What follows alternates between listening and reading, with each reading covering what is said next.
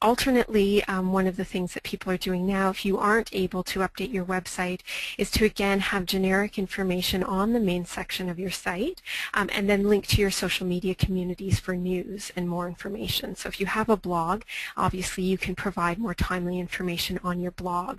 If you have a Facebook page, then you can provide that information on your page. But I would encourage you to look into, in the next design of your website, if it's imminent, to look into having access to a content management system if you don't already. Any sort of minor changes or updates you want to make to your site are easily made with one of those systems. So again, always keep your site. Yeah? Sorry, I didn't mean to interrupt there. I just wanted to ask what course. kind of content management system you use at Canada Helps.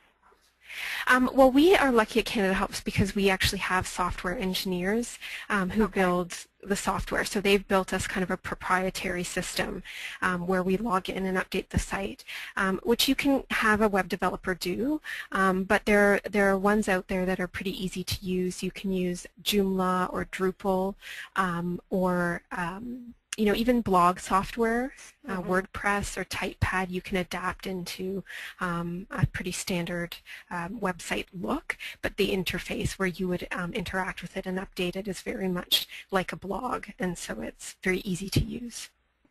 Great. Thanks. No problem. And then the next tip that I have, or the next way to improve your website, is to think about driving traffic to your site.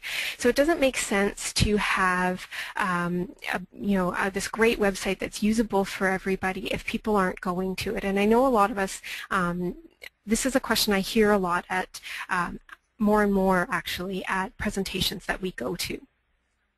And there are three ways, of course, that people can get to your website, and I'm going to talk about how to improve, driving people to your traffic in driving people to your website in each of those three ways. So the first way, of course, is to they enter your web address into the browser directly. So they actually type it out, or they link to it from a favorites list. So they're going to your website directly. And of course, to get more traffic like that, which is really great, you want to promote your website everywhere. You want to make sure it's on all of your documents, all of your communications. And I think as organizations, we're used to that. We put our email address and our website everywhere. Nowadays, it's, when you think about it, even 2-3 years ago, we probably were still thinking, do we need our website on this? Now we're used to putting it everywhere.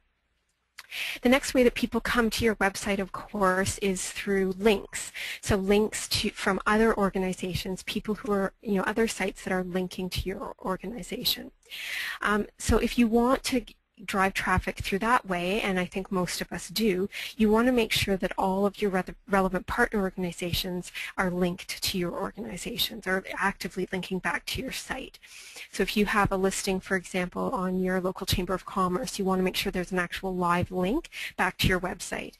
And on any corporate or community partnership websites, you want them to link. And grant recipients, I would think that increasingly it's probably a requirement of your grant recipients to link back to your website on their recognition page on their website, so that there is this kind of loop of people who are going to your website from other sources online. The next way, of course, to drive people to your website is get to your website is through a search online. So for instance, a Google search where they type Community Foundation or any other search terms, and your organization pops up. And of course, the way to improve your listing on a search engine is called search engine optimization. And I'm not going to get into it. There's a whole field of study, and I could do a whole presentation about search engine optimization. But if you're just thinking about how do we improve our ranks, then there are some really clear things that you can do to improve your search engine rankings, and they're good things to do anyways that we've already talked about. So good content on your website, good clear content that has not a lot of jargon, that really speaks to the information that's on that page, will get you a higher ranking. A clear site structure, so a menu system that really clearly lets people navigate your site, is also really great for search engine optimization. And the other thing that ranks for search engine optimization are external links. So another reason why you want everyone out there, your grant recipients, your community and corporate partners, to be linking to you is because it actually boosts your ranking in certain search engines, notably Google, most notably Google. Of course, Google's the most common search engine.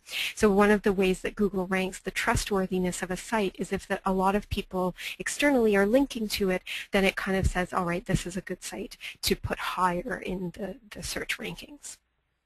So if you keep these three things in mind, you will tend to find that you are coming up high on a search ranking. If you want to get more in depth into search engine optimization and take a closer look at your website and some of the broader searches that people might be doing to get to your organization, you can do that. And the first step would be to create a list of desired keywords. So these are the things that people would search when they go to Google. So if you want to be found under more than Community Foundation of Ottawa or wherever you are, but you actually want to be found in terms of Donation Canada or generally under Community Foundation, or if you want to be found under Endowment Fund for my community, or whatever search terms you want to be found under, make a list of those keywords, and then you use a keyword search tool like Google has one. If you Google keyword search, you'll get to this free tool that you can then see the number of monthly searches that happen against that term. So how many people online actually search for that term? Is it worth kind of optimizing our site for that term?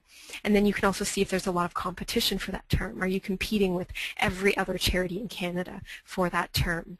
And then you can add those keywords to your HTML files and be more strategic about the content that you create and corresponding that content to those keywords.